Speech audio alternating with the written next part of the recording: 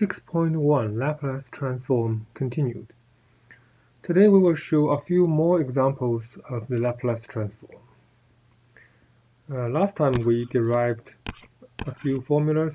E to the at will give you 1 over s minus a, and t to the n will give you n factorial over s n plus 1,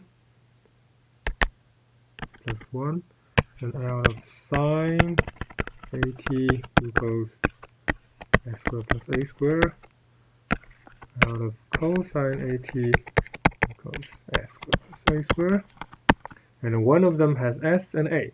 Do you remember which is which? This is a, and that's s. Because if a equals 0, you should have sine give you 0, right? Okay, today we will combine them. Let's combine the exponential first. Let's say e to the at times t to the n. Okay, what do we get? It sounds hard, but actually it's not hard, because you will see why.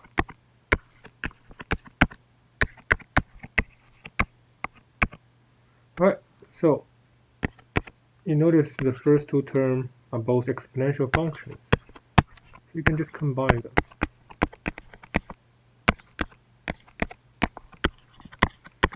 And this can be regarded as a new s, so it means we can just do the same thing for t to the n and get your result, and then replace s by s minus a, right?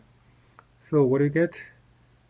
N factorial over s to the n plus 1, but now s is replaced by our new s, which is s minus 1. So done, right? So this actually gives us a generic formula.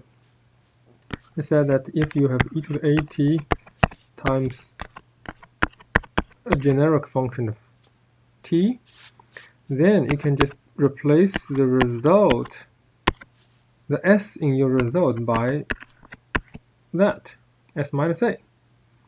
And this little f and this capital F are just related by, the definition. So if you have this, then you have that. Okay, so exponential function is particularly simple. It just means shift in your Laplace transform. All right, so we can directly write down what is e to the at and sine. Let's call it bt, because I know this a and this b shouldn't be the same number. So you will have, remember what I have? You have b over s squared, but now it's not s anymore. It's s minus a squared plus b squared. And out of e to the at cosine bt, the denominator is the same. And the numerator used to be s, right? Now it's s minus a. Alright, so that's your exponential. So remember, that's one of the formulas we will use when you have exponential functions. Now we have exponential with sine, exponential with t. So how about t times sine at? Well, that's harder because you don't have the exponential functions.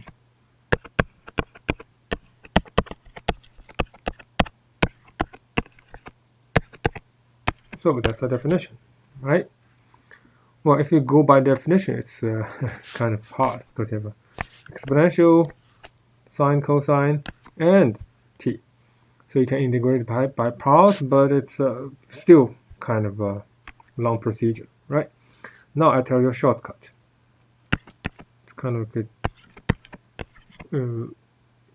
Observing that this t combined with that, you can regard this as the derivative,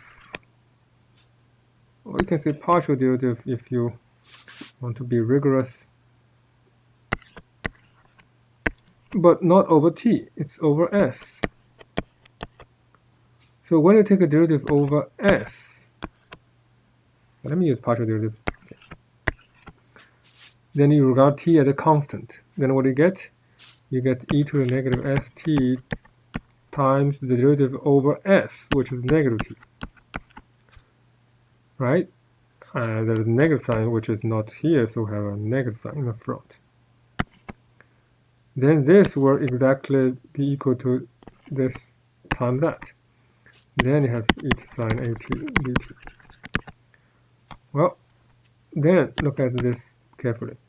This is integration over s, right? And when integrated over t, s is a constant. So we can just pull it outside. So you have negative that, and then you have e to negative st sine at dt. And this, when you after the integration, this is just a function of s. There's no more t. So this integration over s can just be written in the regular derivative, ordinary derivative. So then you have this, and what is that? If you remember, it's a over s squared plus a squared. So you can just take a derivative. So what do you get? S squared plus a squared. Oh, that's a constant, right? So you can just regard this as a power. So this is negative 1 becomes positive 1, then you have a 2s. Alright, so that's your result. And you can do this for, out of t cosine at similarly. So you will get, this thing here, negative d ds, and you have s over s squared plus a squared. And then you have a negative, have a product rule, another quotient rule. The numerator will be 1, then s squared plus a squared minus s times 2s. So you get a squared minus s squared, and flip it, s squared minus a squared. Right? And so you will have this guy. Okay, so you can get a result without doing the actual integral. Okay, but as you can see, even if you do this by the shortcuts, the result is still kind of complicated. So we won't really try to add this to our list. We will just regard this as a application of this formula. Out of t f equals negative derivative of capital F. So you can just put in this very concise form. Right? And actually you can do this more than once. If you do it t squared, then you take derivative twice with a negative sign twice, which means it goes back to positive. Right? And in general you will have this. You have negative 1 to the nth power and the nth derivative. Right, so this is one more formula that we can apply to the Laplace transform. So we have seen two formulas. If you have exponential function, that's particularly easy. If you have power function, then it's a derivative. So you can see power function corresponds to derivative, and exponential function corresponds to shift. And we'll see these two equations have their own pair when you do it backward. So it turned out that, we'll see later, if you have exponential function in s, then it corresponds to shift in the t space. If you have multiplication by power in s, then it corresponds to derivative in t space.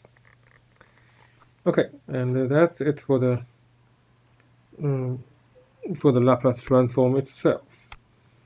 And we will see how to apply it to differential equations next time.